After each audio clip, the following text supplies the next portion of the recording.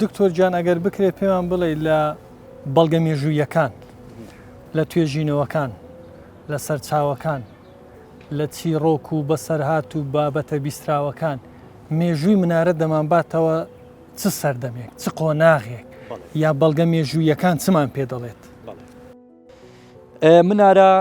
منارەی چۆلی جارێ حەز دەکەم ئەوە ڕوون بکەمەوە ناوەکەی لە سەرچاو مێژوویەکان بە منارەی مزەفەریە ژناوی هاتووە و بە منارەی چۆلی ژناوی هاتووە. خۆی ناوە ئەسلەکەی منارەی مزەفەریەیە بە پێی سەرچاوەکان.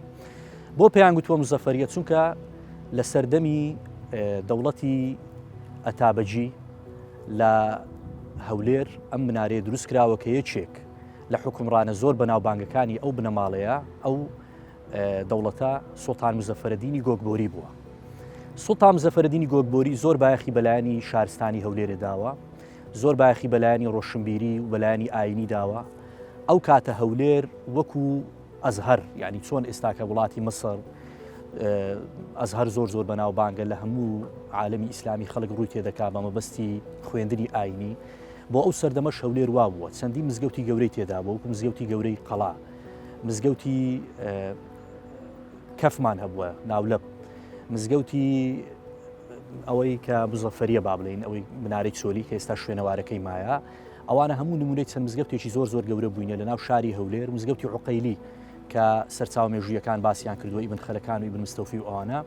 ئەو مزگەوتانە شوێنی تەدریس بووە، شوێنی علم بووە، شوێنی یعنی حتا لە هەولێر دار الحەدیثە بووە تایبەت بە فەرمودەناسی علمی فەرمودە علمی حەدیث. یعنی ئەوە لە هەموو شوێنێکی جیهانی ئیسلامی نەبووە. لە هەولێر ئەو شوێنە مەڵبەندێکی زۆر گەورە بووە لێکۆڵینەوەیان لەسەر فەرمودەکانی پێغەمبەر کردووە درودی خوای لێبێ و فوقەهای زۆر گەورە لە ناو هەولێر، مەلای زۆر گەورە، زانای زۆر گەورە لە هەولێر خزمەتیان کردووە.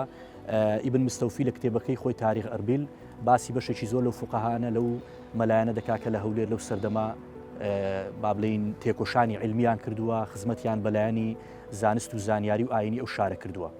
زامنارەی چۆلی بزەبە دەگەڕێتەوە بۆ سەدەی 12 کۆتاییەکانی سەدەی 12 و سەرەتاکانی سەدەی 13 لە سەردەمی سوڵتان مزەفەرەدینی گۆگبۆری دروست کراوە. بتەحدید ساڵەکە دیار نەکراوە، سەرچاوەکان تۆزێک بە غموزی ئاماژەیان پێکردووە. بەڵام لە دەوروبەری سەرەتاکانی 1212 دەبی لەو فترەی منارەی چۆلی دروست کرابێت چونکە سوڵتان مزەفەرەدینی گۆگبۆری خۆی لە دایکبووی ساڵی 1153 زاینی لە 1233 زاینی کۆچی دوایی کردووە. یعنی هەر لە سەردەمی سوڵتان مزەفەرەدینی گۆگبۆری ئەم مزگەوتە کە شوێنەواری مزگەوتەکە ئێستا نەماوە تەنها منارەکە ماوە دروست کراوە.